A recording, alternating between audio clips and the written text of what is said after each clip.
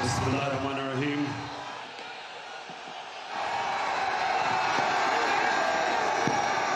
अल्लाह तेरी इबादत करते हैं, तेरे से मदद मांगते हैं। अब जितने भी लोग आज मेरी बात सुन रहे हैं, बड़े गौर से आज मेरी, क्योंकि मैंने आज आपको लाएमल देना है कि हमने ये ना गुलामी कबूल करनी है, ना ये इंपोर्टेड हुकूमत कबूल करनी है। और ये अब आपको पता चला है कि सिलेक्टेड हुकूमत क्या होती है, जो बाहर से सिलेक्ट होके लोगों के ऊपर मुसल्लत की जाती है। ये होती है सिलेक्टेड हुकूमत, जो डरती है इलेक्शन से, जो साजिशों से, जो पैसे लगा के, जमीन खरीद के, बाहर जो साम्राज्य उनकी जूते पॉलिश करके जो आज ऊपर हमारे मुल्क पे मसल्लत की गई है। तो मैं आज आपको लाएमल दूंगा। मेरी सबसे बड़ी कोशिश ये थी कि हमारी आजाद फॉरेन पॉलिसी बने। आजाद फॉरेन पॉलिसी का मतलब ये कि हम जो भी फैसले करें अपने लोगों के मफादात के लिए करें। मैं अपने लोगों को किसी बैरूनी मुल्क की उनके मफादात के लिए कुर्बान ना करूं। मेरे फैसले मेरी कौम के लिए हो। ये वो लोग जो आदी हुए थे पाकिस्तानियों को हुक्म देते थे, धमकियां देते थे, एक ही टेलीफोन पे सारी बातें मनवा लेते थे, उनको ये चीज पसंद नहीं आई। मैंने कभी भी किसी से डिक्टेशन नहीं लिया और ना मैंने कभी लेना था। हुक्म किया कि रूस क्यों चले गए, हुक्म आया बाहर से कि आप रूस क्यों गए। मैं रूस इसलिए गया,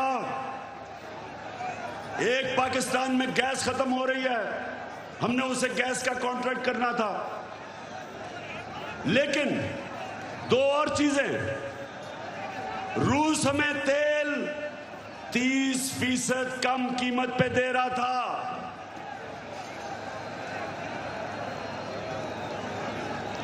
तेल 30% कम कीमत पे, इसका मतलब कि पेट्रोल और फजलुर रहमान को 30% कम पे हम बेच सकते थे। तो जब मेरे से इंटरव्यूअर ने पूछा कि आप अमेरिका को बेच देंगे, क्या कहा मैंने, और क्या आप मेरे से कोई और उम्मीद रखते थे? एब्सोल्युटली नॉट के अलावा कोई उम्मीद रखते थे? क्योंकि मेरा जीना मरना पाकिस्तान में है, ये मेरा मुल्क है, ये मेरे लोग हैं। मैं क्यों अमेरिका के लिए अपने लोगों को कुर्बान करूं? तो ये भी उनको तकलीफ थी।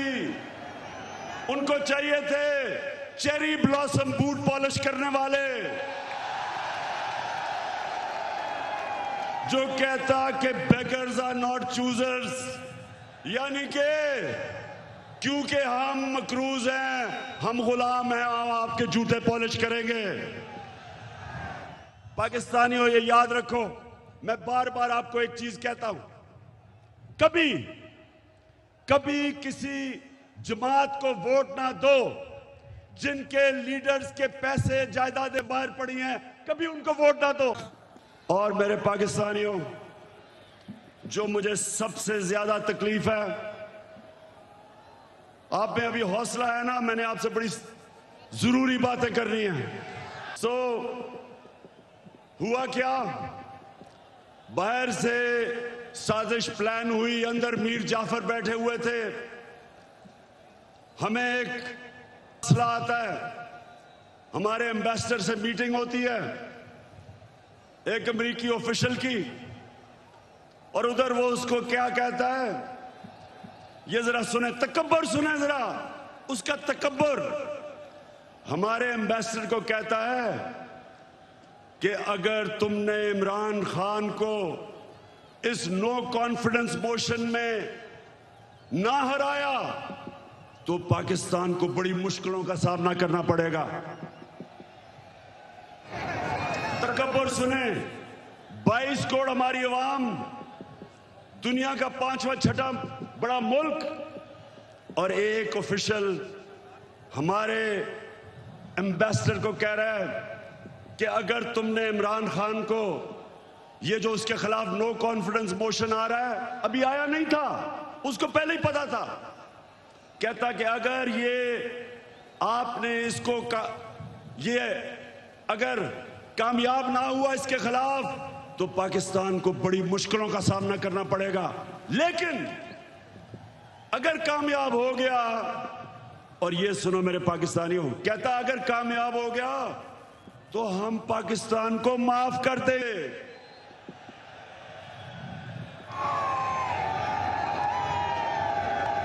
हमने क्या जुर्म किया कि वो हमें माफ कर देगा? कि क्या ये जुर्रत की कि हम रूस चले गए अपने मुल्क की खातिर, या ये कहा कि हम आपको बेच नहीं देंगे? और फिर जो हमारे इत्तेहादी हैं, मैं मुनसिलाई आज आपको खराज तहसीन पेश करता हूं, आप वाहिद रह गए, बाकी सारे चले गए। कीमतें लगी, बोलियां लगी, जैसे बकरा ईद पे बकरे बिकते हैं, बंद किया जनाब उनको सिंध हाउस के अंदर। सिंध से पुलिस लेके आए। सोचिए ये पाकिस्तान में हो रहा है। मैं अपनी आज बड़े अदब से मैं अपनी अदालतों से पूछता हूं कि क्या ये आइन के खिलाफ नहीं है, ये कानून के खिलाफ नहीं है कि बिक रहे हैं बकरों की तरह? अवाम से वोट लेके आए हमारे टिकट पे, और वहां जाके उनकी बोलियां लग गई। जमीर फरोशों को, जिनका ना कोई दीन है ना ईमान है, ना उनमें शर्म है, कि सारी जिंदगी उनके बच्चों के ऊपर धब्बा लगेगा कि ये हैं वो लोग जिन्होंने अपने आप को बेचा, अपने जमीरों को बेचा। सारी जिंदगी के लिए इनके ऊपर एक मोहर लगे कि कभी ये सियासत के पास ना आए। जिन जिन हलकों में ये जाएंगे, मेरी कौम, पाकिस्तानियों, अगर आपने इनको किसी भी हलके में जीतने दिया, आप इस मुल्क से गद्दारी करेंगे।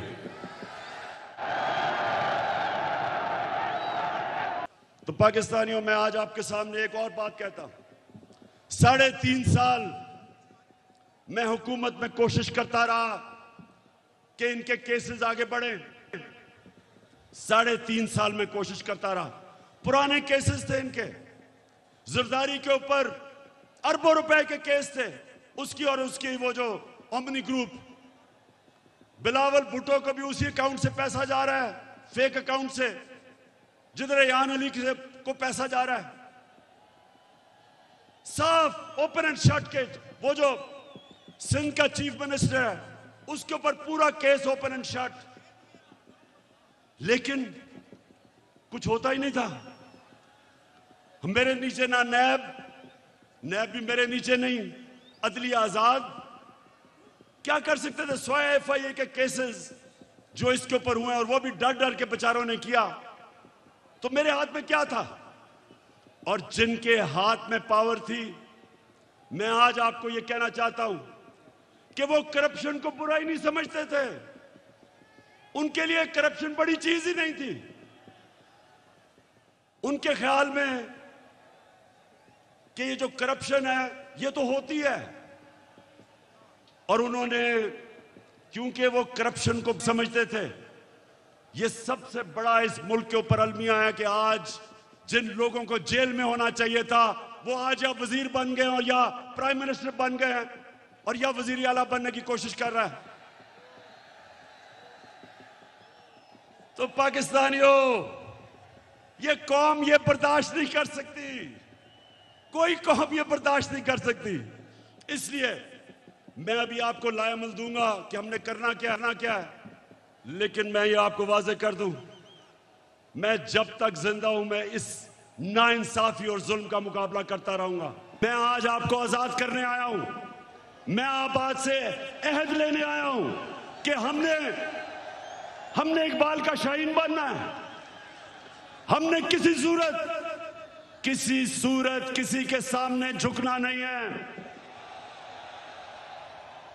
हमने 22 करोड़ की एक ऐसी कौम बनना है, वो कौम बनना है। और मेरा लीडर कायदे आजम था, जो एक गुलाम हिंदुस्तान में भी आजाद आदमी था। तो पाकिस्तानियों, मैं चाहता हूं कि आप अपना मुकाम समझें। कुरान में अल्लाह कहता है कि मैंने इंसान को अशरफुल मखलूकात बनाया, सबसे अजीम मखलूक। फरिश्तों को कहा कि इंसान के सामने झुको। शैतान को उन्होंने जन्नत से निकाला एक वजह से। इबादत तो वो सबसे ज्यादा करता था अल्लाह की, क्योंकि उसमें तकब्बर था, कहता मैं इंसान के सामने नहीं झुकता। और अल्लाह ने उसे कहा कि तुम्हें भी अंदाजा नहीं कि मैंने इसको क्या सलाहियतें दी हैं। और कुरान में फिर ये भी है, जब इंसान ऊपर जाता है तो फरिश्तों के उससे ऊपर चला जाता है, लेकिन जब वो गिरता है जानवरों से नीचे गिर जाता है। हमारे ऊपर है, हम ऊपर जाना चाहते हैं या जमीन पे रेंगना चाहते हैं। पाकिस्तानियों, आप एक दफा फैसला कर लें। जब आप फैसला करेंगे कि हम किसी सूरत स्वाय अल्लाह के किसी के सामने नहीं झुकेंगे, आपकी परवाज ऊपर चली जाएगी। जिस दिन ला इलाहा इल्लल्लाह का मतलब आप समझ गए, आपकी जंजीरें टूट जाएंगी। ये जो गुलामी की जंजीरों में हमें डालना चाहते हैं, टूट जाएंगी। अब सब उठ जाएंगे। 22 करोड़ लोग हैं। मैं चाहता हूं मेरे पाकिस्तानियों,